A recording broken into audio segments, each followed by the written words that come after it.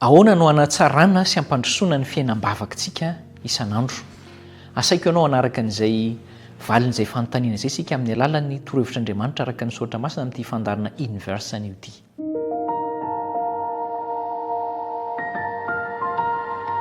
Dia mbola faly miarabantsika tsirairay avy indray hiaraka ao anatin'ity fandarina ity isika andinika ny hoe ahoana ny fomba hanatsarana sy hampandrosoana ny fiainantsika am-bavaka, satria tena ilaintsika amin'izao andro miotakotaka sy sarotra izao izany, kanefa milohan'izany ndao isika hivavaka. Tompo Andriamanitra, misaotra indrindra noho ny fitsinjovanao, ny fitsimbinanao anay.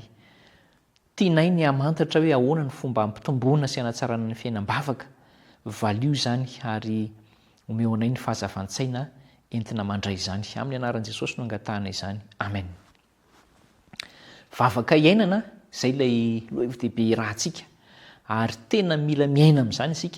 Tsaroanao foana ilay sarin'ny Enoka niarana andeha tamin'Andriamanitra tamin'ny androm-piainany rehetra, ary dia nentin'Andriamanitra izy ho any amin'Andriamanitra. Miakatra velona ho any amin'Andriamanitra. Tokony ho tonga amin'izany ihany koa ny fiafaran'ny lalam-piainantsika rehefa hatsaraina sy hampandrosoana ny fiainam-bavakantsika. Ny voalohany diniantsika amin'izany dia ilay hoe ahoana ny fomba hampandrosoana ny fiainam-bavaka, dia mila manaiky isika iasan'Andriamanitra, mamelan'Andriamanitra hiasa eo amin'ny fiainantsika. Rehefa tsy manao an'izay isika dia miasa maina, rera maina ary miasa mafy sy sasatra fotsiny eo. Mila manaiky iasan'Andriamanitra isika. Eno inge izao teny izay fanazavana ny soratra masina izao hoe raha mandray torohevitra avy amin'ny fisalasalana sy ny tahotritsika isika, na mitady hanazava ny zavatra rehetra izay maizimaizina amintsika izay vao ino, dia vao maika koa hitombo sy halalina ny fahasahiran-tsaina izay mahazo antsika. Tandremo izay. Nefa raha manatona an'Andriamanitra isika ka mahatsiaro ny tenantsika hoe tsy manan-kery sady tsy mahavita tena, dia araka ny tena toetsika tokoa izay mahaisika antsika, ary amin'ny finoana mihetry tena sady mahatoky no milaza izay ilaintsika amin'Andriamanitra izay manam-pahalalana tsy voafetra, ka mahita sy manapaka ny zavatra ary rehetra amin'ny teniny sy ny sitrapony, dia izao izy no mahay sady mety miain'ny fitarainantsika ka mamela ny mazava mirapiratra ao am-pontsika. Ilay fisalasalana tsy mety amin'Andriamanitra satria tsy mamela an'Andriamanitra hiasa amintsika izay. Ny fiheverana ho mahavita tena sy mahay ny zavatra ho an'ny tenantsika manimba antsika izay. Andao avelantsika Andriamanitra hiasa eo amin'ny fiainantsika.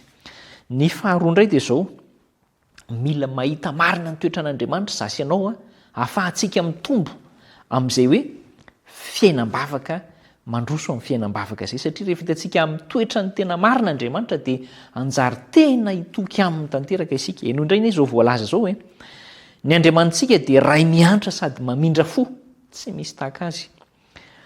Tsy tokony heverina naovinanaoviana ho zavatra mampahorina, mampalahelo ny fanompoantsika azy.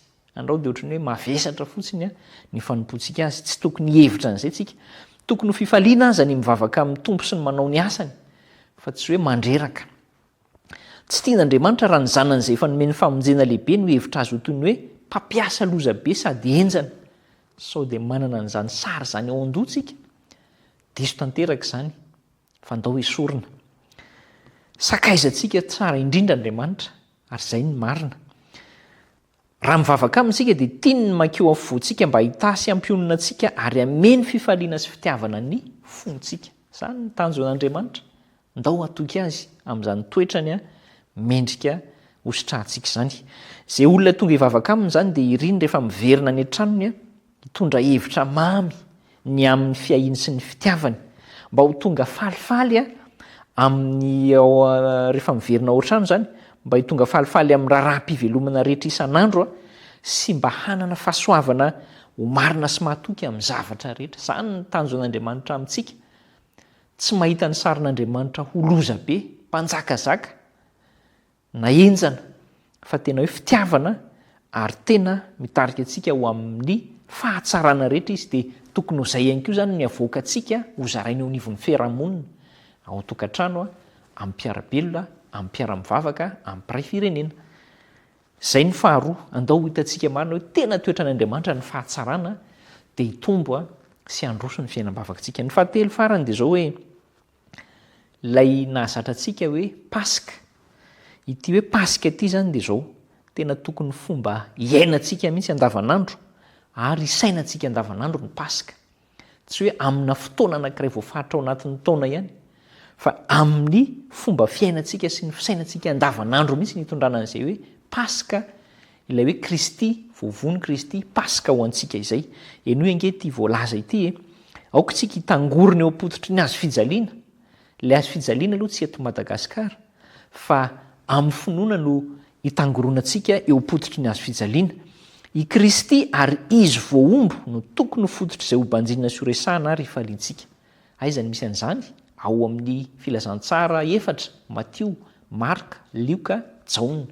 Ao amin'ny tantaran'ny apôstôly sy ao amin'ireo epistily rehetra nosoratana dia ahitantsika an'izany. Andao azoto hamaky sy andinika an'izany tsika. Tokony ho tadidiana ao an-tsaintsika ny fitahiana rehetra noraisitsika tamin'Andriamanitra. Ary rehefa mahatsiaro ny fitiavan'ny lehibe tsika dia anaiky ametraka ny zavatra rehetra eo amin'ilay tanana no fantsihana teo ambony hazo fijaliana ho antsika. Zany ilay paska iainana isan'andro. Anampy antsika Andriamanitra hatakatra ny hevitra izany lalina indrindra eo amin'ny fiainantsika amin'ny fanazavan'ny fanahy masina. Vavaka tsika. Tompo, misaotra anao zahay fa tsy avelanao ho reraka maina amin'ny fivavahana, fa tianao mba hitombo ny fifandraisanay ambavaka aminao, hiatsara, handroso, ampio izay amin'ireo toetsaina telo izay nodinihana teo mba hitondranao anay toy ny fanaon'izay nandrisy sy avy nandrisy ary mandrisy mandra-piavinao indray.